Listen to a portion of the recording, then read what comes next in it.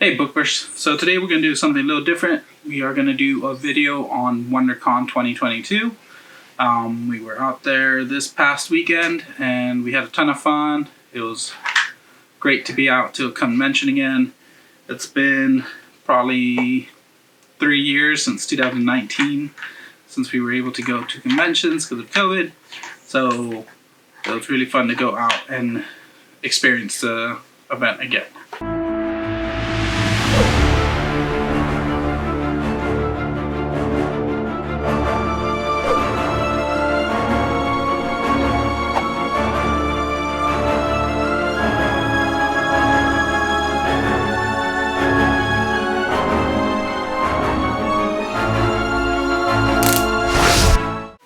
Alright, so like I said, today we are doing some videos that I took at Wondercon. So let's look at the footage and then we'll talk about it afterwards.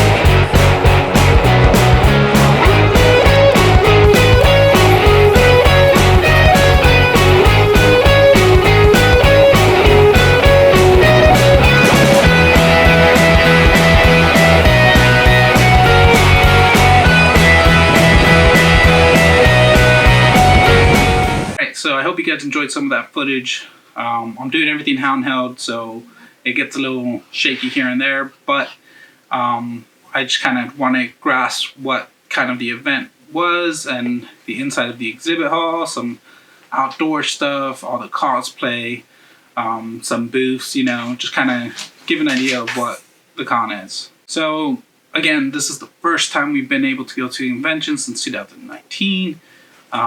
We've gone to Comic-Con for the last 10 years prior to COVID, so we had gone since 2009 to 2019. And WonderCon, we've been basically going every year that they've been down in Anaheim. The one year that they were up in LA, luckily they keep it in the Anaheim convention. I like that one so much better. There's a lot of things around. There's food. There's Disneyland across the street. So if you happen to have passes, you can just go to Disney right after the event. So I was super excited to get to go to the convention again. There's been previous years where I've dressed up. I really wanted to. This time I actually don't have any cosplay suit, so I just went with my basic Superman t-shirt. It kind of is a cosplay if you know who Superboy Connor Kent is. For a while there, all he was wearing was a black t-shirt, red Superman sign, and jeans. So I kind of, when I get lazy or whenever I want to act like I'm cosplaying, I'll just put on this and say I'm cosplaying, but it's not really a big cosplay, just a t-shirt.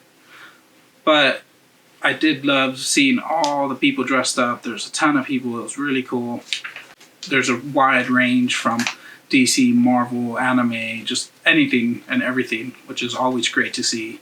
Some people go really elaborate, and you tell like the detail that they put in their costumes. It's really cool, and I admire their stuff. And seeing all this and photographing cosplayers and stuff really makes me want to buy a new suit. And when you put it on, it gives you a whole another feeling, and it feels so cool. It's kind of nervous, especially if you don't interact with people very well. But when you're in there, like, you get this boost of like just confidence. I feel like kids come up to you and they think that you're the superhero and stuff like that. It's really cute.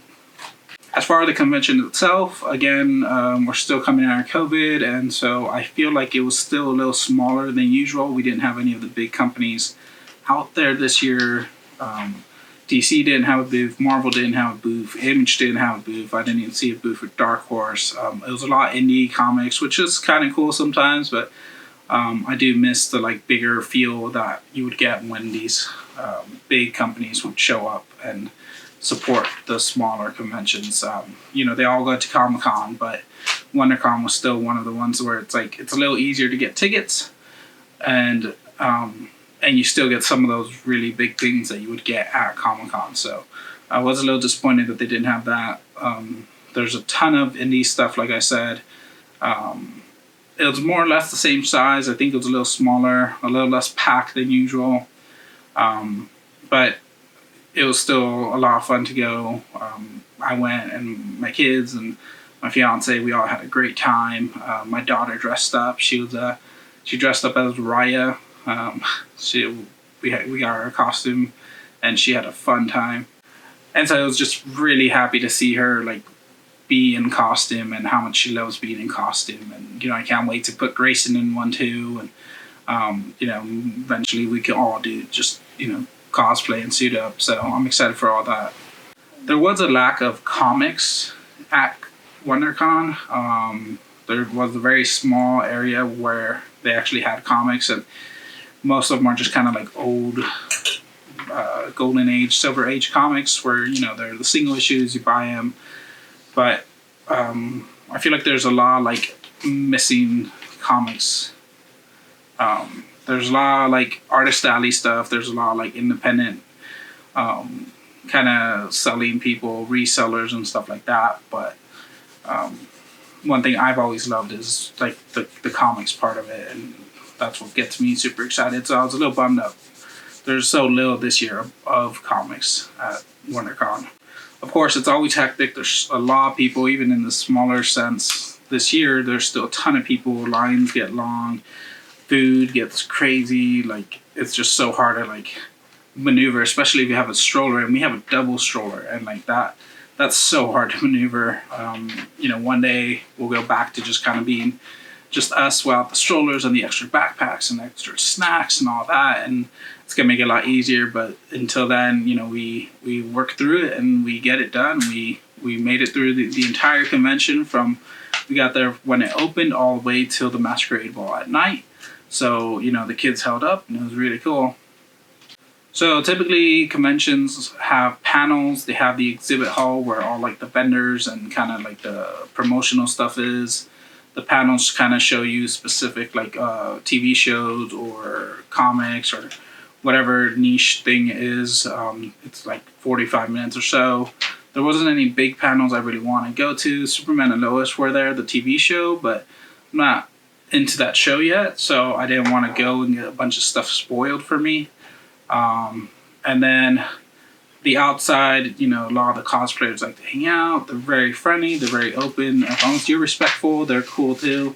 And you can take pictures. And, you know, again, some of these guys take it to the next level with their costumes. You know, they dress up and it just looks really cool. As for food, there's a ton of food trucks around. There's food at the convention center. There's food at the hotel next door. Again, there's a lot of options. You could even go off the convention and go get like food at like any like restaurant around. Again, this is downtown Anaheim Disney area, so there's a ton of options, which is why one of the reasons I love that they do it at the Anaheim Convention Center and not up at the LA conventions, because there's like nothing around. It's like an industrial area, and there's food trucks, I guess, but like the one time they had it up there, I was like, yeah, what are we gonna do other than like just bring our own food or something? So I'm glad that they keep it at Anaheim, and hopefully they keep doing that from now on. And so yeah, it was really fun. It was really great. Again, the Masquerade Ball was at night, and again, about 20 or so something contestants. You know, they put their all into making their own costumes, and then they get to do a fashion show basically, and they show it off, and it's really fun to watch. You know, you got really creative ones, you got just more like basic ones, but you know, again, everything's handmade by the people, and you know, I gotta give them props. They do amazing work, and to be able like get it to function right and everything takes a lot of skill, and I'm really glad to go see the Masquerade Ball every time. It does make for a really late night, and yeah, we get home really late, but it's super worth it. I really wish that we could keep going every year. This is the first year we're gonna miss out on Comic-Con. We didn't get tickets, which I'm bummed, because again, we went for a decade straight, and now we're gonna miss it just because we didn't get the lottery. Again, Comic-Con is so much harder to get tickets for. Wondercon's typically a little easier, so we get the tickets and we're able to like do the days. But Comic-Con, it's like it's all luck. You know, you go into this random online line and random selects you and stuff like that. So this year, unfortunately, we didn't get it, but I'm glad we got the chance to go to Wondercon. And so yeah, I hope you enjoyed some of the footage. It's kind of how conventions typically go, and again, there's a lot of great cosplayers that go, and you know, you go around buying whatever you want as long as you have the money for it. It could be a really expensive experience. It could be a cheap experience that you just go and you just have fun. Either way, you have a ton of blast. You know, you have your friends or family or whoever, and you just have a great time. And I can't wait for next year's WonderCon. And then again, hopefully we could go to Comic-Con, and hopefully there's a few more cons that become local, and we get to check out a few more.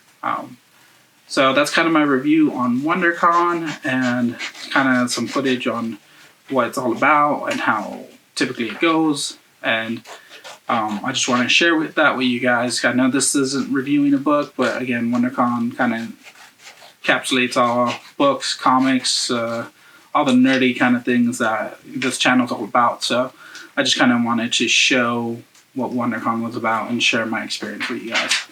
So thank you again, and you know, subscribe, hit that like, share, and then tune in for the next video. We'll get back to reviews soon.